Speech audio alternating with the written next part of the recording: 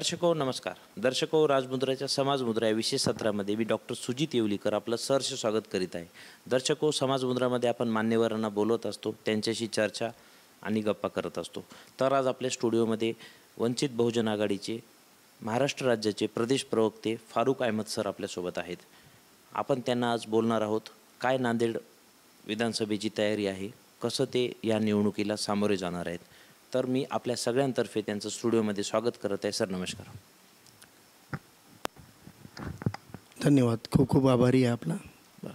Sir आपण प्रदेश प्रवक्ते आहात, लोकसभेमध्ये आपली बरीच भाषणे देखील गाजली. तर आपली राजकारणाची सुरुवात कशी झाली, का आपण सुरुवातीला समाजकारणात आलात, नेमका आपला कसा इतिहास आहे? थोडा आधी एक स्पष्ट करतो की इच्छुक उमेदवार म्हणून पक्षाच्या राज्यस्तरीयच्या कमिटीमध्ये मी असलो तरी प्रवक्ता या यादीमधून माझं नाव वगळलेलं आहे. कारण विधानसभा लढवणाऱ्यांनी आपापल्या मतदारसंघावर फोकस करता यावं म्हणून तूर्त मी नाही आहे. पण पक्षात आलो तेव्हापासून प्रदेश प्रवक्ता म्हणून आदरणीय बाळासाहेबांनी संधी दिलेली आहे. सामाजिक प्रवास माझा जे राहिलेला आहे ते एक विवेकवादी चळवळीपासून राहिलेला आहे. कॉलेज जीवनामध्ये मी विद्यार्थी चळवळ होती, विद्यार्थ्यांच्या निवडणूक लढवण्यापासूनच्या सगळ्या ॲक्टिव्हिटीमध्ये जरी राहिलो तरी मेन इंटेन्शनली एक अजेंडा बनवून समाजकारणामध्ये मी अंधश्रद्धा निर्मूलन समितीमध्ये डॉक्टर दाभोळकरांच्या सोबत प्रवेश केला आणि तेव्हापासून कार्यरत आहे. कॉम्रेड गोविंद पानसरे यांची मला साथ भेटलेली आहे. स्वच्छ अहवालावर आम्ही जे जागृती कार्यक्रम राबवला त्याच्यामध्ये कॉम्रेड गोविंद पानसरे यांचं नांदेडला व्याख्यान ठेवलं. त्यांनी सोबत घेतलं. 50हून अधिक माझे व्याख्यान महाराष्ट्रामध्ये त्यांनी आयोजित केले होते. निवडणुकीचं राजकारण करायचं म्हणून आम आदमी पार्टीमध्ये पहिला राजकीय पक्ष निवडणुकीच्या राजकारणासाठी म्हणून आम्ही स्वीकारला. परंतु आम्ही आम आदमी पार्टीत गेलो. लोकसभेमध्ये मी उमेदवारीच्या रेसमध्ये होतो.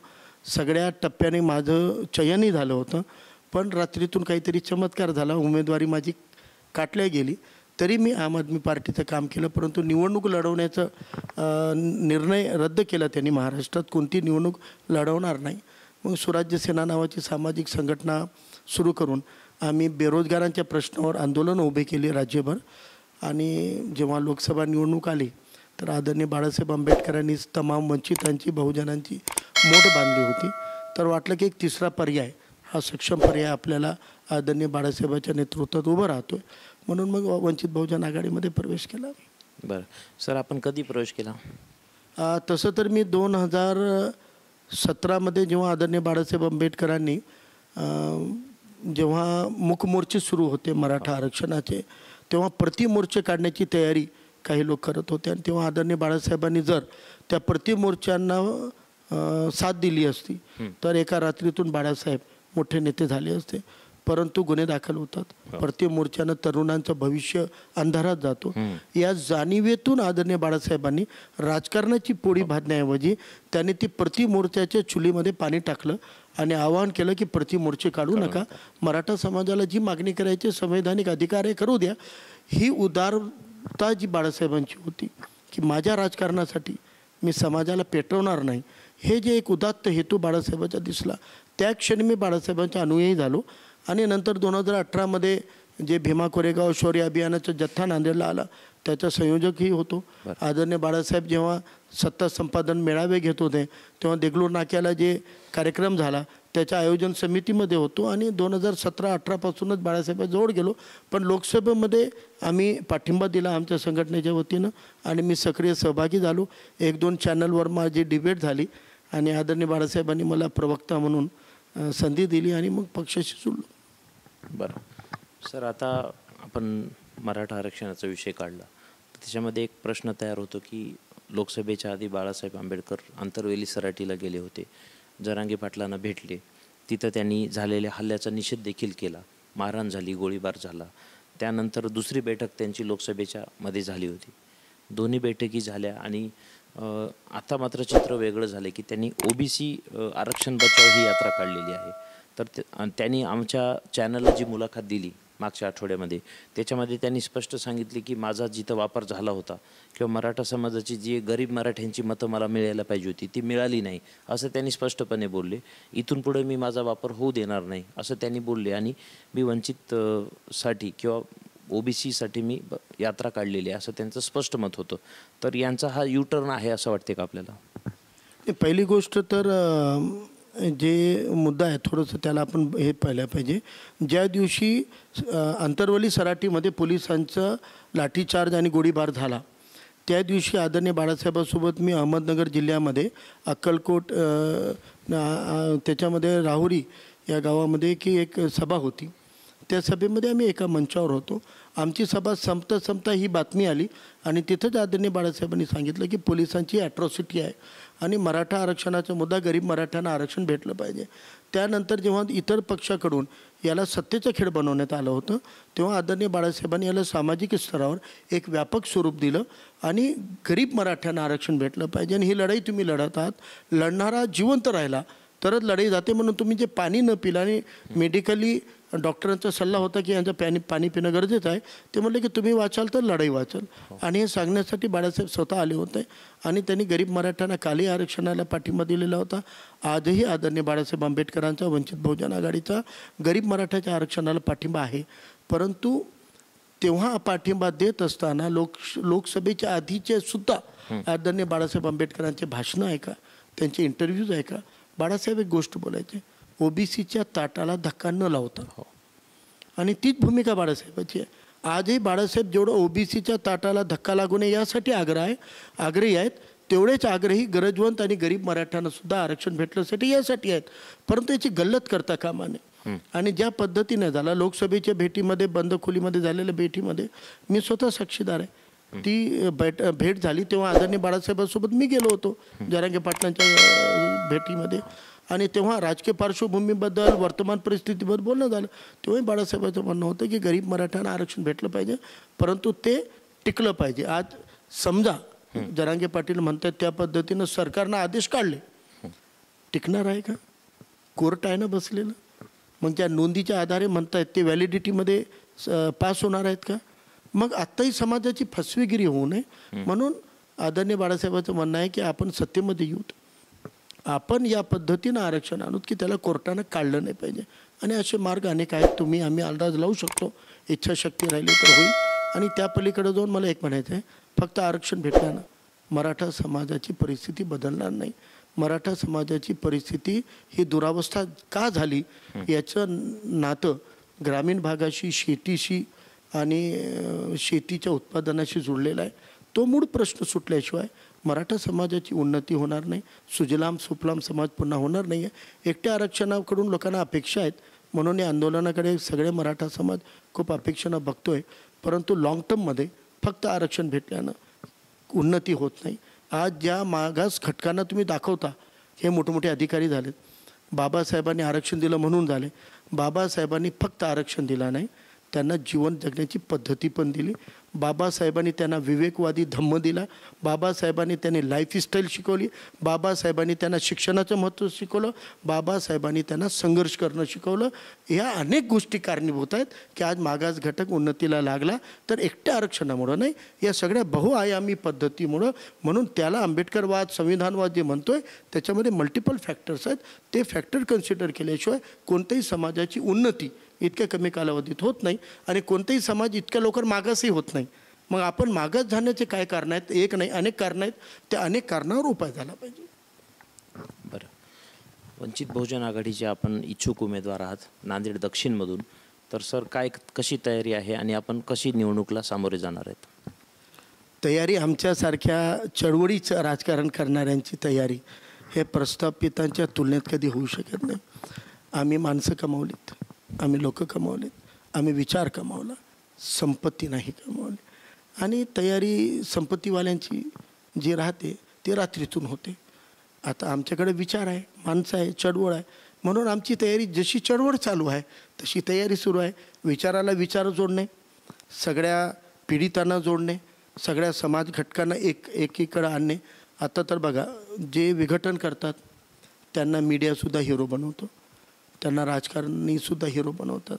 परंतु जे समाज जोडण्याची भाषा करतात त्यांना कोणी लक्ष देत नाही. आम्ही तोडणारे नाहीत, स्वतःच्या हितासाठी समाजामध्ये अंतर निर्माण व्हावं या विचाराचे नाहीत. म्हणून आम्हाला थोडं अवघड आहे, पण आम्ही ते करू. आम्ही करूत आणि आम्ही दाखवू शकतो की या महाराष्ट्रामध्ये चळवळीतले अनेक कार्यकर्त्यांना महाराष्ट्रातल्या जनतेनं निवडणुकांमध्ये सुद्धा विजयी केलेला आहे. तर तसंच एक उदाहरण नांदेडकर सिद्ध करतील या अशा अपेक्षेनं काम करायला. बरं, नांदेड दक्षिणचा मतदारसंघ म्हणजे जुनं नांदेड येतं. तर तिथला जो विकास आहे झालेला आहे तो किती झालेला असं आपल्याला वाटतं? काय अनुशेष बाकी आहे आणि तिथली जनता समाधानी आहे का विद्यमान आमदारावर? आपल्याला काय वाटतं? नांदेड दक्षिण ग्रामीण आणि शहराला जोडलेला मतदारसंघ आहे आणि याच्या मधोमध गोदावरी नदी आहे. गोदावरी नदी म्हणजे जल म्हणजे जीवन. मग त्याला धर्म जातीची काही जोड नसते. पाणी सगळ्यांची गरज आहे आणि नदी बघून लोक शहर आणि वसाहती निर्माण व्हायच्या. आज गोदावरीची काय अवस्था आहे? विकास तपासायचा असेल तर तुमचं इन्फ्रा किती स्ट्रॉंग आहे, बेसिक तुमचं डेव्हलपमेंट काय झालेलं आहे, पाण्याच्या प्रश्नापासून रोजगारापर्यंत आणि गाडेवाल्याच्यापासून होलसेल व्यापाऱ्यापर्यंत. तुम्ही 40 वर्षापूर्वी जे मार्केट होतं तुमचं ते आज राहिलं नाही. 40 वर्षापूर्वी तुमच्याकडे जी मुबलक पाणी होतं उपलब्ध ते राहिलेलं नाही. शेतकऱ्यांसाठी बनवलेलं विष्णुपुरीचं तुम्हाला पिण्यासाठी वापरावं लागेल. तर आज नांदेडचा विकास झाला तर विकासाची व्याख्या काय? काही रस्ते गुडगुडीत करणे आणि पुलावरून पूल करणे हा विकास नाही. 40 वर्षापूर्वी 30 वर्षापूर्वीच्या नांदेडमध्ये एकट्या NTC मिलमध्ये 10 ते 12 हजार मजुरांना 3 टर्म 12 रोजगार भेटत होतं. टेक्सकॉममध्ये, सूतगिरणीमध्ये, शिफ्टामध्ये 5-6 हजार लोकांना 12 रोजगार भेटायचं. 15 ते 20 हजार लोकांना या 4 उद्योगामध्ये 12 रोजगार होता. आज 2000 नाही 200 लोकांना 12 रोजगार देणारा एक उद्योग, एक कारखाना अख्ख्या जिल्ह्यात नाही आहे. मग विकास कशामुळे झाला? आज डिग्री केलेले डबल ग्रॅज्युएट झालेल्या लोकांना गाडा लावावा लागतो, ॲटो रिक्षा चालवावा लागतो, हमाली करावी लागते, दलाली करावी लागते, ब्लॅकमेलिंग करावी लागते, RTI करावा लागतो. उदरनिर्वाहाचे तुम्ही कायदेशीर मार्गच सोडले नाहीत. उद्योग नाहीत, नोकऱ्या नाहीत, रोजगार नाही, कर्ज नाही. मग आज विकासाची व्याख्या काय? आणि या सगळ्यासाठी राजकीय उदासीनता कारणीभूत आहे. आणि ते बदल करायचं म्हणून मी मतदारसंघ निवडताना मूळ नांदेड निवडलं. दक्षिण मूळ नांदेड आहे. दक्षिण आपल्या संस्कृतीचं आपला हेरिटेज आहे. नांदेड दक्षिणमध्ये गोदावरी आहे, नांदेड दक्षिणमध्ये गुरुद्वारा आहे, नांदेड दक्षिणमध्ये रेल्वे स्टेशन आहे, नांदेड दक्षिणमध्ये कोर्ट आहे, कलेक्टर ऑफिस आहे, नांदेड दक्षिणमध्ये हातई होळीचं संस्कृती आहे, नांदेड दक्षिणमध्ये सिडको हडको MIDC सारखं उद्योगाची आशा अपेक्षा दाखवणारं केंद्र आहे. नांदेड दक्षिणचं राजकारणामधलं सुद्धा जे केंद्र जोपर्यंत हातई आणि होळीमधून राजकारण चालायचं ते गंगा जमनी संस्कृतीचं होतं. चांगल्याच्या पाठीशी उभं राहणारे लोक होते. तेव्हा VD देशपांडेला मुसलमान मतदान द्यायचे, तेव्हा सय्यद फारुख पाशाला हिंदू मतदान द्यायचे, बरोबर. तेव्हा हरिहरराव सोनुडेला हिंदू आणि मुसलमान मतदान द्यायचे. हे हातई होळीच्या राजकारणाचं केंद्र होतं. पण जेव्हापासून हातई होळीचं केंद्र शिवाजीनगरला शिफ्ट झालं तेव्हापासून शिफारशी, परिवारवाद, साहब बीबी गुलाम, शंकररावचा मुलगाच आमदार होईल, तोच मंत्री होईल, त्यांची बायकोच आमदार होईल किंवा त्यांचे गुलाम होतील. जे नांदेडच्या राजकारणामध्ये चळवळीपासून जे आपण मुक्तीसंग्रामापासून ज्या घराण्यांनी या नांदेडमध्ये पूर्ण राजकीय क्रांती आणलेली होती ते घराणे कुठं गेलेले आहेत? कुठं गेलेत? आपले बारडकरांचं घराणं आहे आज? किनारकरांचं घराणं कुठं आहे? सूर्यकांत पाटलांच्या वारसाला काय झालेलं आहे आपण बघितलं. हुतात्मा होते त्यांचे वडील. हो. कुंटूरकर कुठं गेलेले आहेत? कोणताच परिवार नाही. तुम्ही हे बघा ना, शामरावजी कदम नांदेडचे सुप्रीमो, शंकरराव चव्हाण मुख्यमंत्री असताना वर्षावर नाही, सह्याद्रीला राहायचे आणि शामराव कदम वर्षाला राहायचं. हा स्थान आदर होता त्यांना. त्यांच्या घराणं कुठं गेलं? आणि मला वाटते की अशोक चव्हाणांनी सगळ्यात जास्त मराठी घराणे संपवण्याचं काम केलं. ती सत्ता खेचून कोणाकडे दिली? अमर राजूरकर. ते वारसदार आहेत नांदेडच्या राजकारणाचे. त्यांना 2-2दा आमदारक्या भेटतात. DP सावंत ते वारसदार आहेत कुंटूरकरांचे, किन्हाडकरांचे, बारडकरांचे, शामराव कदमचे. पाटील घराण्याचे वारसदार DP सावंत होऊ शकत नाही, अमर राजूरकर होत नाही, ओम प्रकाश पोकरना होऊ शकत नाही. पण अशोकरावाच्या मर्जीनं इच्छेनंच आमदार होतात हे दाखवण्याचं घराण्याचं राजकारण शिवाजीनगरच्या केंद्रानं केलं. म्हणून नांदेडच्या राजकारणामधला तो गोडवा संपला, ती समरसता संपली आणि नांदेडच्या राजकारणात आलेला हा शिडेपणा दूर झाला पाहिजे. काहीतरी नवीन प्रयोग झाले पाहिजे. हरिहरराव सोनवणे, फारुख पाशा, धर्मजात न बघता नांदेडकरांनी त्यांच्या पाठीशी उभं राहिलेत. ते राजकारण पुन्हा एकदा अस्तित्वात आलं पाहिजे. त्या अनुषंगानं मी निवडताना नांदेड दक्षिण निवडलेलं आहे, मूळ नांदेड निवडलेलं आहे. आणि मूळ नांदेड दक्षिण हे अँटी इस्टॅब्लिश्ड मतदारसंघ आहे. तो एका धर्म जातीचा आणि प्रस्थापितांचा मतदारसंघ नाही आहे, तो लढणाऱ्यांचा मतदारसंघ आहे, तो बंडखोरांचा मतदारसंघ आहे, तो गरिबांचा मतदारसंघ आहे, तो बहुजनांचा मतदारसंघ आहे. म्हणून हे सर्व चळवळ म्हणून जगताना आपण सर्व गोरगरीब बहुजनांसाठी जेव्हा लढतो त्यांना एकीकृत करून आपण ही लढाई जिंकू शकतो या विश्वासानं नांदेड दक्षिण निवडलेलं आहे. काय होतं बरं, आताच आपल्या उत्तरामध्ये असं आलं की इथल्या मोठ्या इंडस्ट्रीज असतील, सिप्टासारखी कंपनी असेल किंवा अजून मिल असतील, बरोबर, ह्या सगळे इथून उद्योग बाहेर गेले, हे जाण्यामागचं काय कारण असेल आपल्याला काय वाटतं?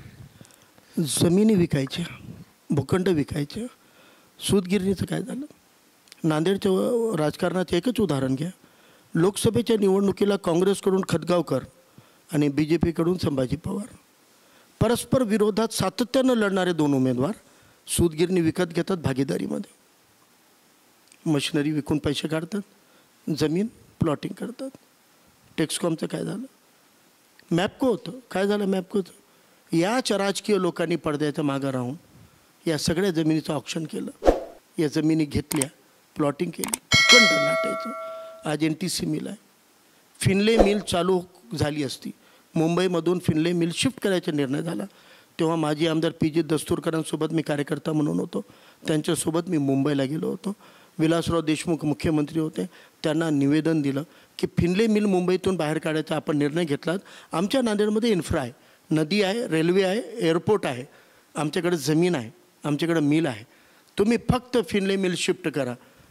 तर इथं कंपोजिट मिल सुरू झाली असती. 2-5 हजार मजुरांना 12 महिने रोजगार भेटला असतं. विलासराव देशमुख म्हणले की तुमचे नांदेडचे पालकमंत्री अशोक चव्हाण याच्यात रस घेत नाही आहे. मग आम्ही अशोकरावकडे गेलो. ते म्हणलं असं काही नाही आहे, बघूत करूत, निवेदन घ्या. PLला म्हणले आठवण करून दे, आपल्या मंत्रिमंडळाच्या बैठकीमध्ये करूत. आम्हाला म्हणले की 8 दिवसात पुढच्या बैठकीत मी विषय ठेवतो. 15 दिवसांना आम्ही गेलो. ते विचारलं कसं काय आले? ते म्हणले साहेब तुम्हाला ते फिनलेचं, अरे हो PLला म्हणाले ते आपलं राहिलं ते बोलूत विलासरावला. कुठे गेली फिनले मिल? अमरावतीला. राष्ट्रपती होत्या ताई आपल्या, त्यांच्या रेफरन्सनं इन्फ्लुअन्सनं अमरावतीला गेली. ती जर नांदेडला आली असती, टेक्सकॉम मंजूर झालं होतं, टेक्स्टाईल पार्क मंजूर झालं होतं, येऊ दिलं नाही यांनी. नांदेडमध्ये जर उद्योग आले तर जमिनीचे, भूखंडाचे भूमाफिगिरी होणार नाही. म्हणून फक्त राजकीय लोकांच्या उदासीनतेमुळं नांदेडमधून होते ते उद्योग संपले, नवीन उद्योग आले नाही, कारण यांनी उद्योगाला चालनाच दिली नाही. आज नांदेडमध्ये अनेक लोक असे आहेत जे 2 कोटीची कार अफोर्ड करू शकतात. अनेक लोक आहेत ज्यांच्याकडे 2-2, 3-3 कोटीच्या कार आहेत, पण ते नांदेडमध्ये चुकून आणत नाहीत. त्या कारी मुंबई पुण्यामध्ये ठेवतात, तिथं जाऊन वापरतात. कारण इथं जर आणली आणि या राजकीय लोकांची नजर पडली तर हे आपल्याला बर्बाद करतील. म्हणून जे उद्योग आहेत ते लपून छपून बिचारे आपले उद्योग चालवतात. इतकी राजकीय दहशत नांदेडमध्ये आहे. त्यामुळे उद्योग कसे येणार? उद्योगासाठी तुम्हाला त्यांना पाठबळ द्यावा लागतो, त्यांना सपोर्ट करावा लागतो. सगळ्या MIDC ओसाड पडलेल्या आहेत. कृष्णूर MIDC शहरातली असो, इंडस्ट्रियल एरियाची असो की कृष्णूरची असो, ओसाड पडलेले आहेत. फक्त तिथं काय होतं, प्लॉटची किंमती वाढतात, रोटेशन वाढतो. 1.5 कोटीला घेतलेला प्लॉट MIDCमध्ये 2 कोटीला विकला जातात. पण नवीन उद्योग कोणते यायला तयार नाही आहेत. जोपर्यंत राजकीय इच्छाशक्ती राहत नाही, कोणताही उद्योजक इन्व्हेस्टमेंट करत नसतो.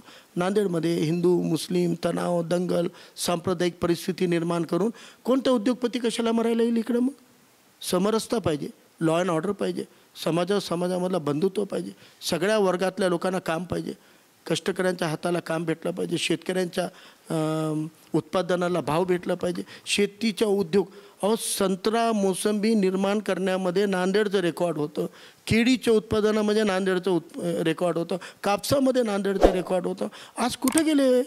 याच्यावर आधारित एकतरी उद्योग आहे का?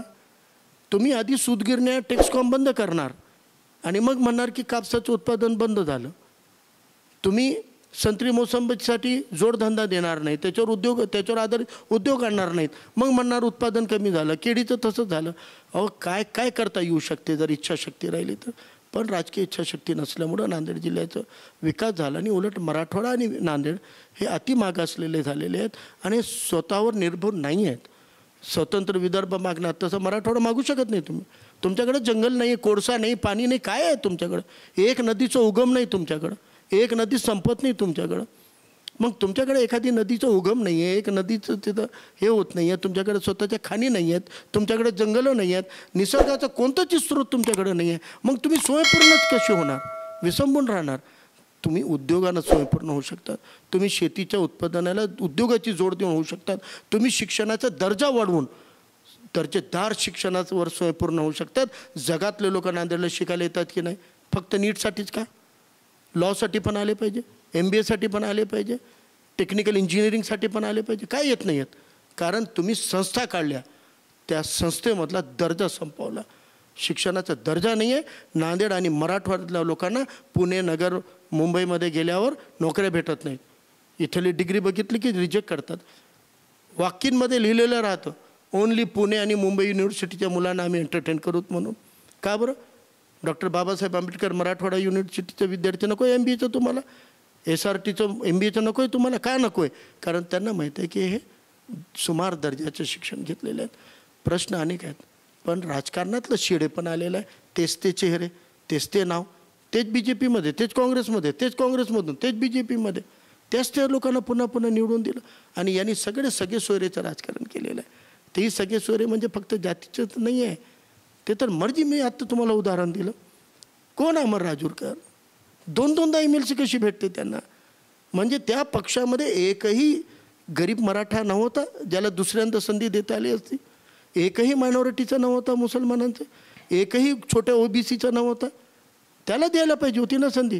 तुम्ही 2-2दा DP सावंतला आमदार करतात, 2-2दा अमर राजूरकरला करतात. अशोक चव्हाण साहेब खासदार राहतील, त्यावेळेला भोकर रिकामा झाला तरी BR कदमला संधी नाही भेटणार. अमिताभ भाबीच आमदार होतील, साहेब खासदार, बायको आमदार, एक नौकर आहे संस्थेचे सचिव DP ते आमदार, दुसरे नौकर अमर राजूरकर PA त्यांचे ते आमदार, 6 BB गुलाम. कुठे गेले घराणे?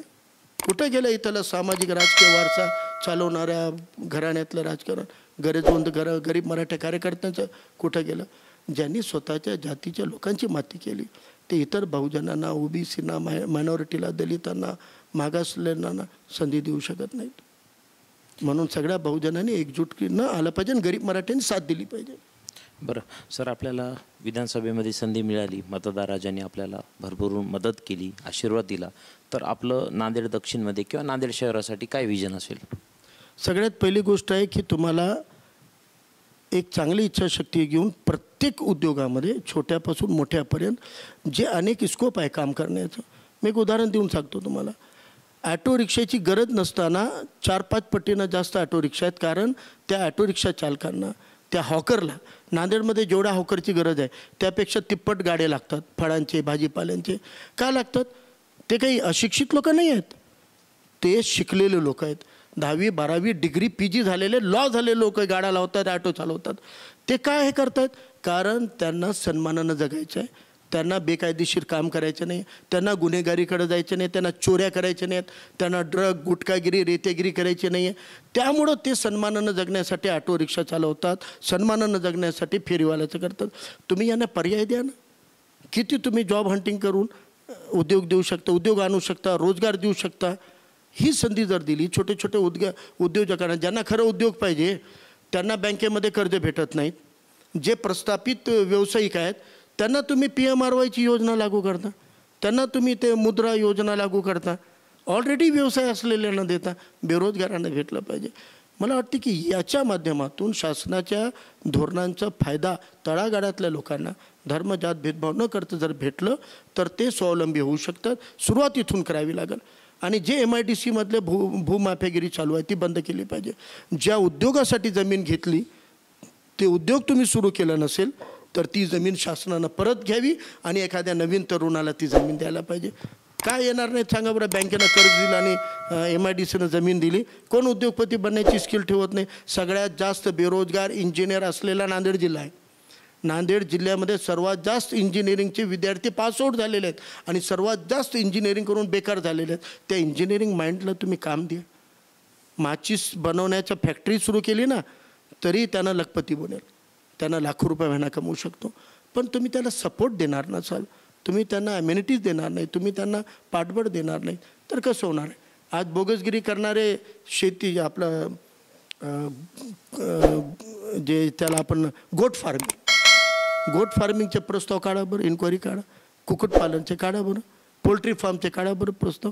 फक्त कागदावर झाले, कागदावर संपले. ॲक्च्युअल जे तरुण करू पाहतात त्यांना बँका कर्जा देत नाहीत, त्यांना DIC MIDC स्कोप देत नाही. मला वाटते की जर इच्छाशक्ती राहिली, एक आमदारामध्ये ती इच्छाशक्ती राहते. सामान्य कार्यकर्त्यासाठी, सामान्य तरुणासाठी, मग कोणतेही धर्म जाती पक्षाचा असू द्या, त्याच्या मदतीसाठी जर आमदार पाठीशी उभा राहिला तर एक साधा बेरोजगार तरुण उद्योगपती बनू शकतो. आणि ते घडवण्याची किमया आपल्यामध्ये राहिली पाहिजे. आणि जर संधी भेटली आम्ही घडवून दाखवू तुम्हाला. सर, नांदेड दक्षिणमध्येच वैद्यकीय महाविद्यालय येतं, हॉस्पिटल आहे, परंतु तिथे पाहिजे तसे सुविधा नाही आहे. फॉर एक्झाम्पल असेल MRI आहे, मोठा स्कॅन असेल, कार्डिओलॉजी युनिट नाही आहे. आज अँजिओग्राफी जरी करायची असेल, कुणाला हार्ट अटॅक आला तरी प्रायव्हेट हॉस्पिटलला जावं लागतं. योजना आहेत मात्र तिथे योजना हार्ट अटॅक आल्यावर ऑपरेशन करतानाच मिळते, इलाजासाठी योजना नाही आहे.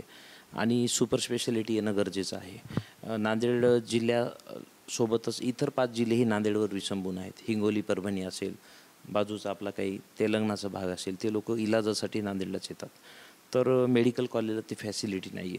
सुपर स्पेशालिटी आणण्याबद्दल आपलं काय मत आहे?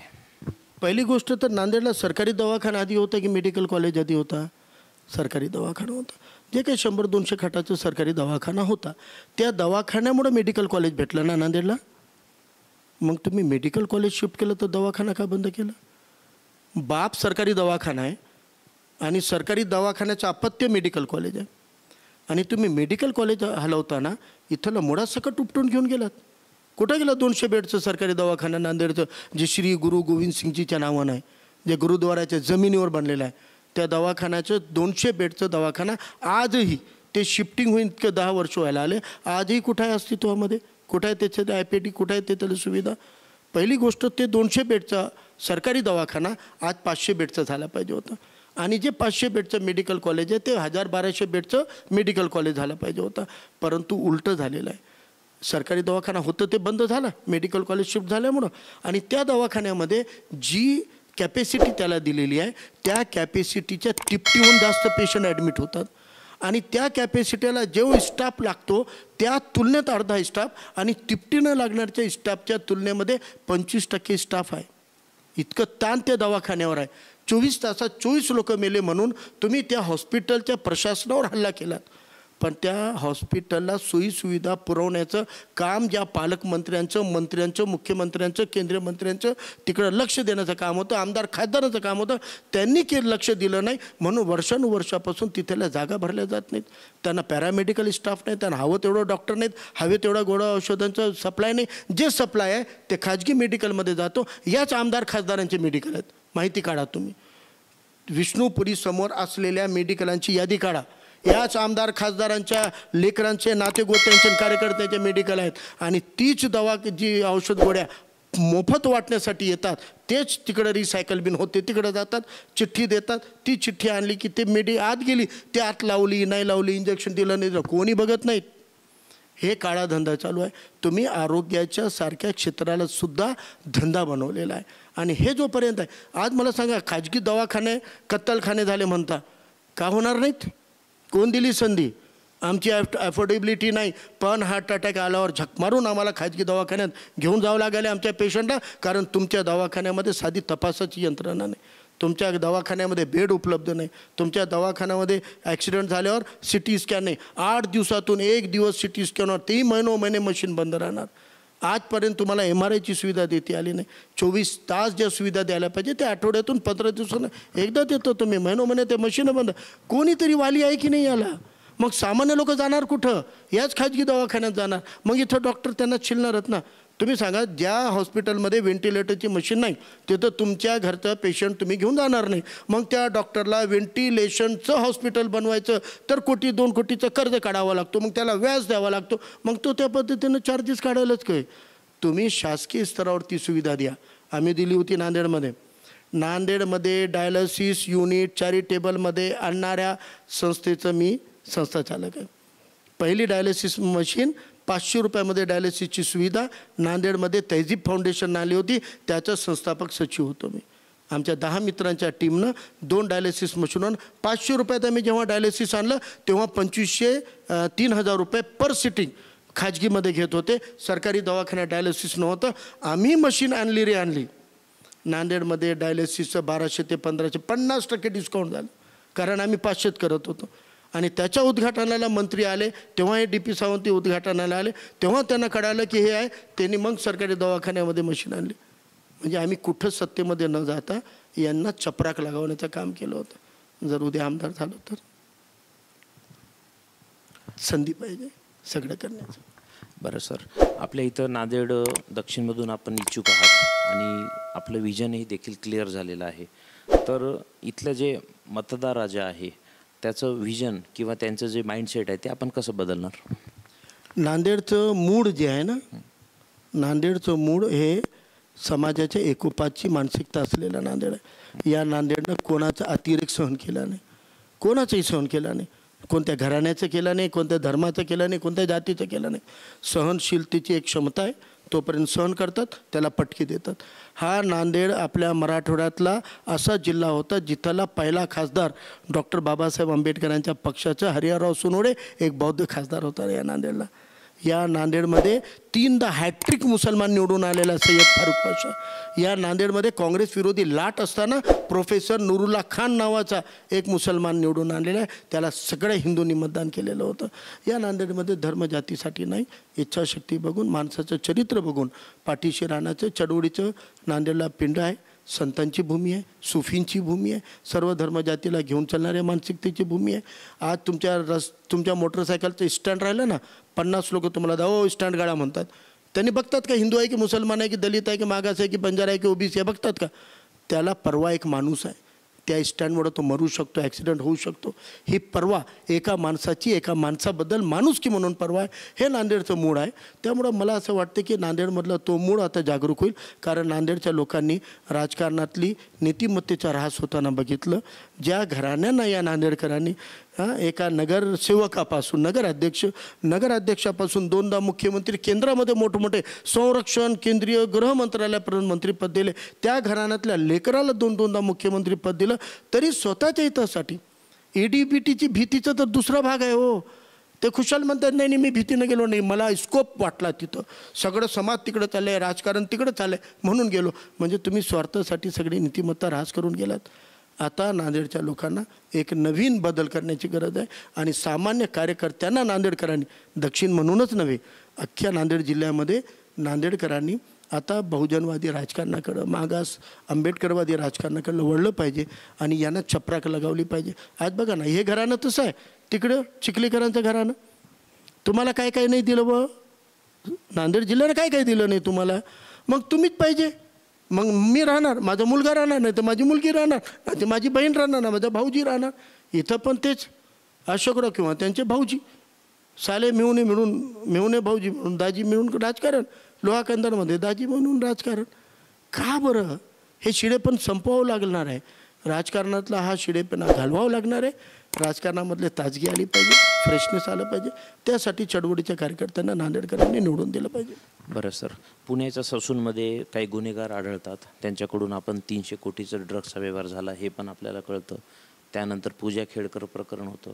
कालच कल्याणमध्ये गुजरात ATSनी कारवाई केली, तिथं पण त्यांनी 20 ते 30 करोड रुपयाचं ड्रग्स त्यांनी हस्तगत केलं. गुजरात ATSची कारवाई मुंबई पोलिसला देखील माहीत नव्हती.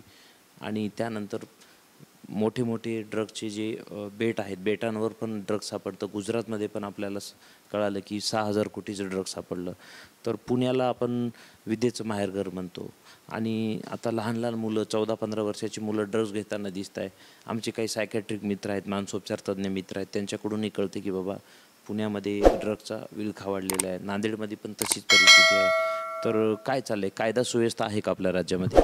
पहिली गोष्ट, जेव्हा आर्थिक प्रगती होते, औद्योगिक प्रगती, आर्थिक प्रगती होते, तिथं प्रबोधन आणि समाजकारणाची पण प्रगती झाली पाहिजे. आता काय झालेलं आहे, पुण्यामध्ये IT क्षेत्र आलं, वेगवेगळ्या पद्धतीनं पैसा आला, श्रीमंती आली. पंजाबमध्ये पण आपण बघितलं होतं की पंजाबमध्ये जेव्हा हरित क्रांती झाली आणि तिथल्या जमिनीमध्ये उत्पादन वाढलं, अर्थक्रांती आली, तशी तिथं मग नशेसारखे गोष्टी आल्या. तर कोणत्याही जिल्ह्याचा विकास होताना तिथल्या राजकीय लोकांनी ते बॅलन्स साधायला पाहिजे. विद्यापीठ आहे, विद्यापीठाचं काम फक्त शाळे आणि कॉलेजमधलं शिक्षण नाही, समाजाला शिक्षित करणंसुद्धा असतो. समाजातल्या वाईट रूढी परंपरेविरोधामध्ये विद्यापीठांच्या माध्यमातून NSS सारखे वेगवेगळे कॅम्प असतात, त्याच्या माध्यमातून विद्यापीठानं जाऊन जागृती केली पाहिजे. आज नांदेड जिल्ह्यामध्ये दाभोळकर सरांच्या मदतीनं भानामतीसारखा प्रकार सर्वाधिक होता, तर डॉक्टर नरेंद्र दाभोळकरांच्या प्रयत्नांना नांदेडच्या विद्यापीठानं गावाखेड्यापर्यंत जाऊन त्याच्यावर जनजागृती केली होती की नाही. मग नशेच्याबद्दल काय करू शकत नाही, पहिला मुद्दा. दुसरा मुद्दा आहे, सत्तेमध्ये ज्यांची हे बोट धरून हे आलेले आहेत, त्या अडाणीच्या पोर्टवर अब्जावधी रुपयाचा ड्रग्ज सापडला. ते अडाणीचं पोर्ट नसलं असतं, ते जर एखाद्या दुसऱ्याचं असलं असतं तर काय झालं असतं. मग अडाणीला सुटका. अडाणी या देशाचा मालक बनून बसलेला आहे. अडाणीनं आपले गडी देश चालवायला ठेवलेले आहेत.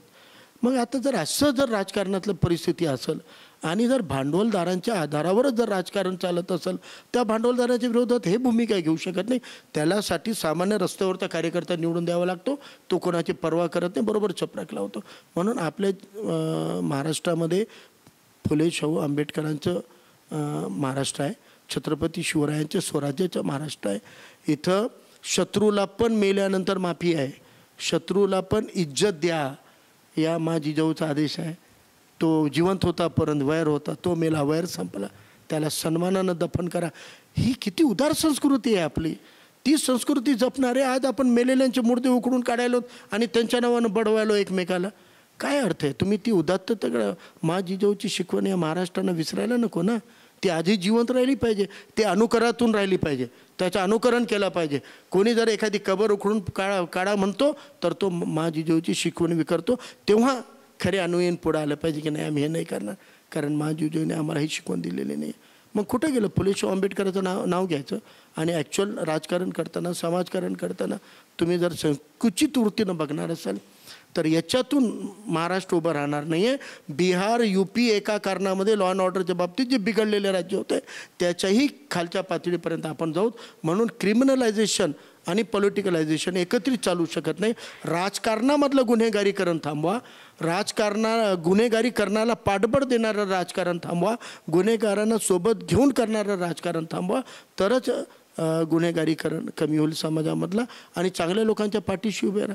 मी उदाहरण दिलं तुम्हाला, ॲटो चालवणारे काय ॲटो चालवले, पोलिसांचे एवढे दंड पावत्या, ॲटोला दंड्यानं मारतात, गाड्यावाल्यांना मारतात, फेकून देतात, तरी ते बिचारे का आपल्या कष्टाचे पैसे व्याजानं आणून माल आणून विकायला इमानदारीने करायला, कारण त्यांना गुन्हेगारी करायची नाही, त्यांना गुन्हेगारीकडं वळायचं नाही आहे, त्यांना चोरी डाके पाकिटमाऱ्या करायचं नाही आहे, त्यांना गुटखा रेतीसारख्या प्रतिबंधित याच्यामध्ये धंद्यामध्ये जायचं नाही आहे, त्यांना सन्मानानं जगायचं आहे. म्हणून ते त्याच्यातून बाहेर आलेले आहेत. तशा लोकांना पाठबळ दिलात तर गुन्हेगारीकडं असलेले तरुणसुद्धा येतील. आज ज्या वस्त्यांमध्ये गुन्हेगारी, मी अनेकदा पोलीस अधीक्षकांना, DYSPना, कलेक्टर साहेबांना भेटत असतो, त्यांना सांगितलं, आयडेंटिफाय करून दिलेलं आहे, काही वस्तीमध्ये गुन्हेगारीचं प्रमाण वाढलं. का वाढलं? कारण तिथं बेरोजगारी वाढलेली आहे. त्यांच्या पोटाचा प्रश्न सुटला तर मग कशाला ते गुन्हेगारीकडे नेतील. त्यामुळे वाटते की नशेगुरी, जुगार असे धंदे जे आहेत ते प्रवृत्ती जर कमी करायचे असतील तर लोकांच्या पोटाचे प्रश्न सोडवले पाहिजे.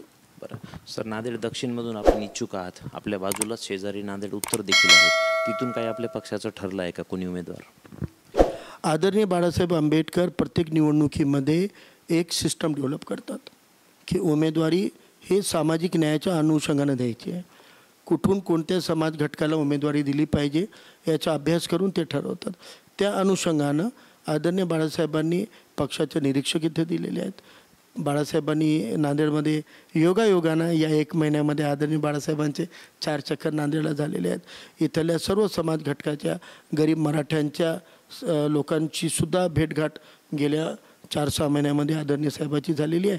तशी OBC नेत्यांची पण झालेली आहे, मायनॉरिटी लोकांची झालेली आहे. सामाजिक न्यायाच्या अनुषंगानं आदरणीय बाळासाहेब लवकरच नांदेड जिल्ह्याच्या उमेदवारीच्याबद्दल लवकरच यादी जाहीर करतील आणि त्या नांदेडमधल्या 9 पैकी कमीत कमी 3-4 उमेदवार त्या पहिल्या दुसऱ्या यादीमध्ये येतील अशी अपेक्षा करायला स्थान आहे. बरं सर, चॅनलच्या माध्यमातून जाता जाता आपण नांदेडच्या जनतेला काय आवाहन करू शकता? नांदेडच्या जनतेला पुन्हा पुन्हा एकच आव्हान आहे, नांदेडच्या राजकारणामधला जे शिळेपणा आहे ते घालवा. नांदेडमध्ये राजकारणाच्या माध्यमातूनच क्रांती होऊ शकते. नांदेडमध्ये सगळ्या सुधारणा या सत्ताकारणाच्या माध्यमातून होऊ शकतात. नांदेडमध्ये उद्योग नाहीत. नांदेडमध्ये कोणत्याही समाज घटकाला हवी त्या पद्धतीनं बेरोजगारी दूर करता आली नाही या सत्ताधाऱ्यांना.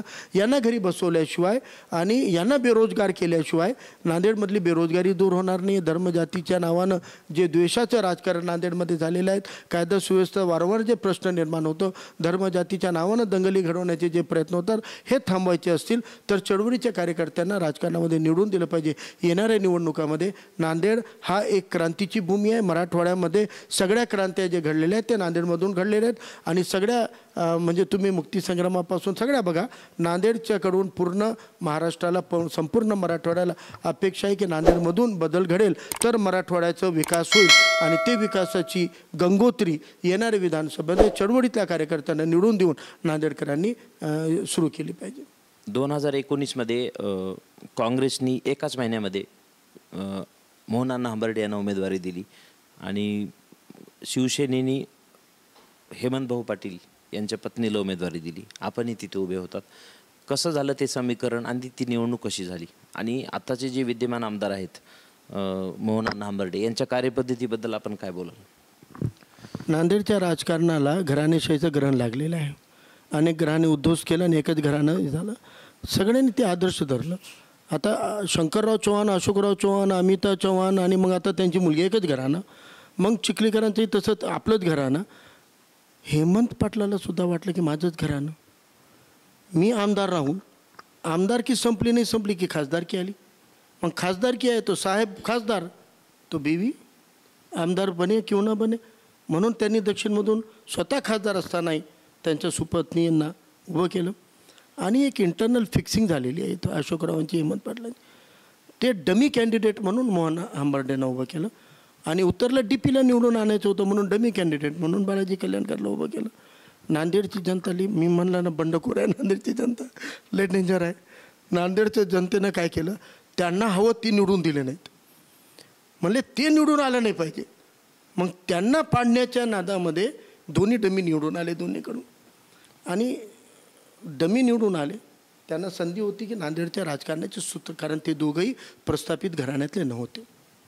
त्यांना संधी होती एक नवीन राजकारण उभं करायची, पर्यायी राजकारण उभे करायची. आम्ही डमी झालो, इतरांना डमी होऊ देणार नाही.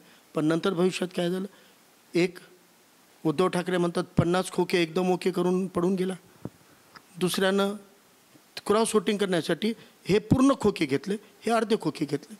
ते 50 कोटी घेतले म्हणे, हे 25 कोटी. काँग्रेसचेच लोक म्हणाले, इंडिया आघाडीचे प्रवक्ते म्हणले क्रॉस वोटिंग करण्यासाठी काँग्रेसच्या 7 लोकांनी 25 कोटी रुपये घेतले. म्हणजे इकडे 50 खोके आणि इथं 25 खोके एकदम ओके.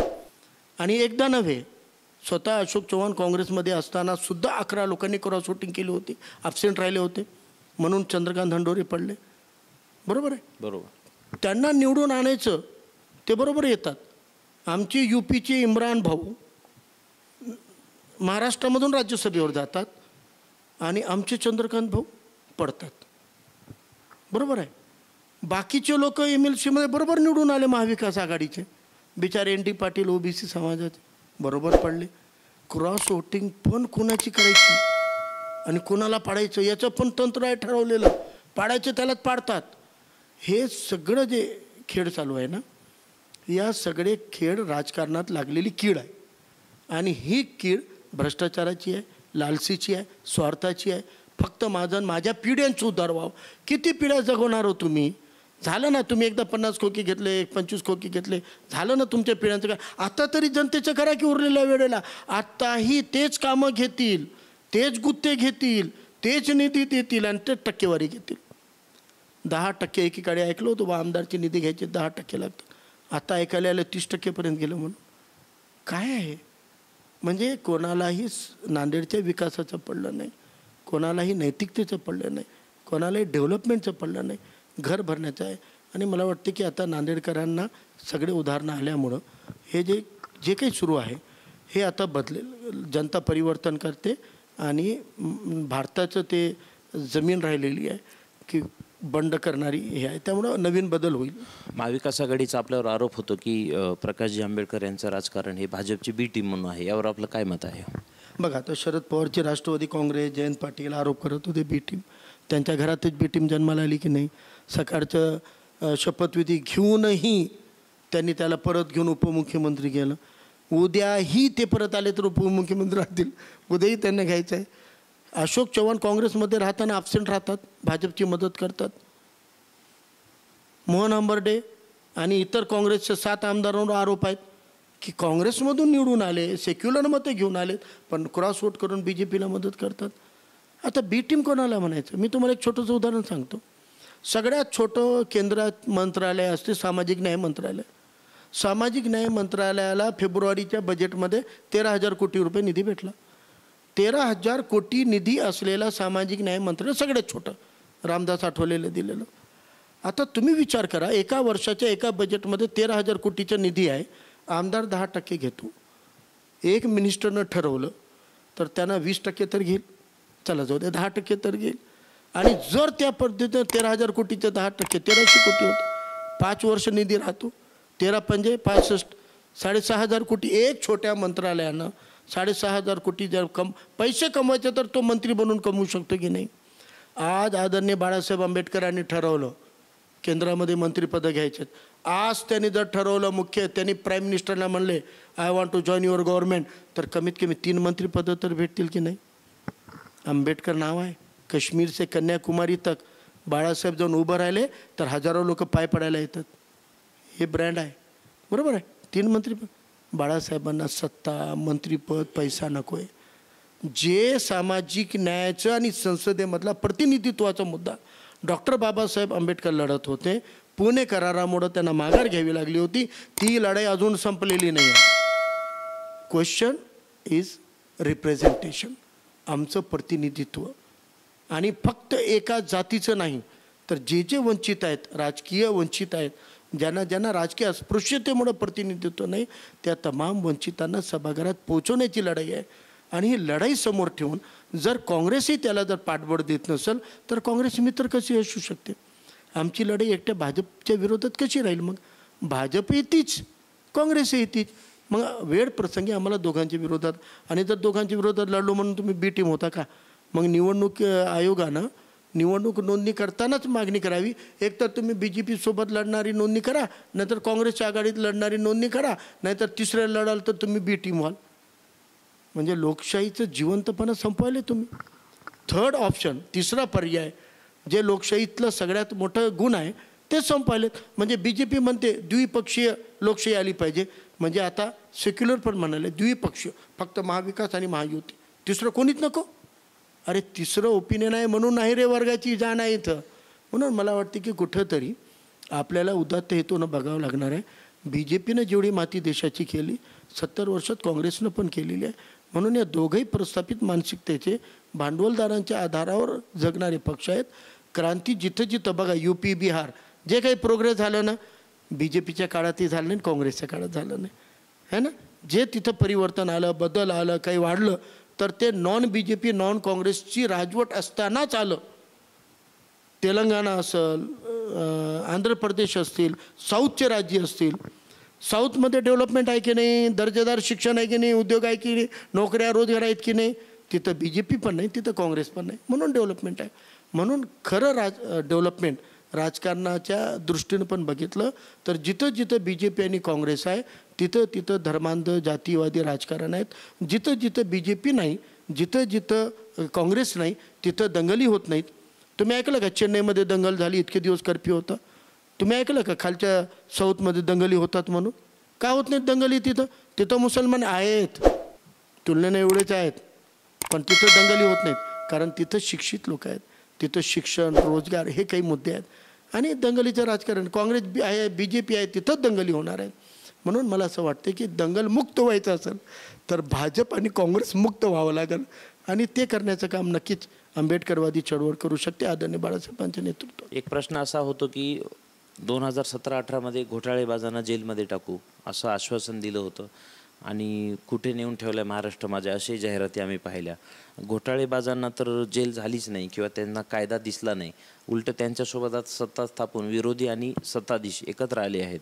तर वेगवेगळे नेते वेगवेगळ्या पक्षाचे वेगवेगळ्या वेळी सत्ताधारी झालेत. कसं वाटतं आपल्याला हे बघून? एकूण ब्रॉडर सेन्समध्ये जर आपण बघितलं तर जे एक अण्णा आंदोलन झालं होतं त्यानंतर वर्षानुवर्षापासूनच्या भ्रष्टाचाराची सामान्य लोकांना चीड आली होती आणि ती चीड आल्यामुळं त्यांनी UPAची सरकार घालवली आणि मग अशा अपेक्षा होती की बुवा ना खाऊंगा ना खाणे दूंगा. हां, मी फॉरेनमध्ये असलेला पैसा आणेन, काळा पैसा आणेन, 15-15 लाख एकेकाच्या खात्यामध्ये येतील इतका पैसा आणेल. ठीक आहे, लोकांना अपेक्षा स्वतःच्या खात्यात येतील ना. भारतीय कधीही स्वार्थी नाही आहेत. 15 लाख आपल्या घरात आले पाहिजे किंवा खात्यात आले पाहिजे म्हणून मतदान कोणी केलं नाही, पण कमीत कमी भ्रष्टाचार करणार नाहीत, काळा पैसा आणणार नाहीत, पण अजून देशाच्या बाहेर काळा पैसा जाणार नाही, एवढी मानसिकता लोकांची होती. परंतु झालं नेमकं उलटं. म्हणजे ते तरी पोट भरलेले भ्रष्टाचार करायचे, हे तर उपाशी होते, कधीच सत्ता भेटली नाही, एखादी भेटली नाही. म्हणून यांनी तर इतकी स्पर्धा लावली की सरळ सरळ यांचं गणित होतं, निवडून आणणारा मेरिट असलेला माणूस आम्हाला पाहिजे, पक्ष आम्हाला पाहिजे, लोक आम्हाला पाहिजे, पैसा आम्हाला पाहिजे. नोटबंदीनंतरही घर कुणाचं भरलं, BJP स्ट्रॉंग झाली, काळा पैसा म्हणजे जे बंडल होते विरोधकांचे ते संपलेत. त्यानंतर जेवढ्यांना त्यांनी भ्रष्टाचारी ठरवलं, सिंचन घोटाळा 70,000 कोटी ब्रँड झाला. हो, आज खेडेपाड्याच्या मजुरांना ज्यांना पेपर वाचत नाहीत त्यांना विचार बरं, 70,000 कोटीचा घोटाळा कोणी केला? MPSC UPSCला आधी असे प्रश्न विचारले जायचा. आता तुम्ही बसस्टँडवर रिक्षा स्टँडवर उभं राहून विचारा, 70,000 कोटी म्हणल्याबरोबर लोक अजित पवार म्हणतात. मग कुठं आहेत अजित पवार? 70,000 कोटीच्या भ्रष्टाचाराचं सिम्बॉल बनलेले अजित पवार आज उपमुख्यमंत्री आहेत BJPच्या शासनामध्ये. आदर्श शब्द, खरं तर आदर्श घेण्यासारखा शब्द आदर्श होता. आता आदर्श म्हणल्याबरोबर कोणाचं नाव येतो? सामान्य लोकांना विचारा, MPSC UPSCपर्यंत जायची गरज नाही. 4वी-5वीच्या विद्यार्थ्यांना विचारा, आदर्श म्हणल्याबरोबर अशोक चव्हाण सिंबल झाले. कुठं आहेत ते?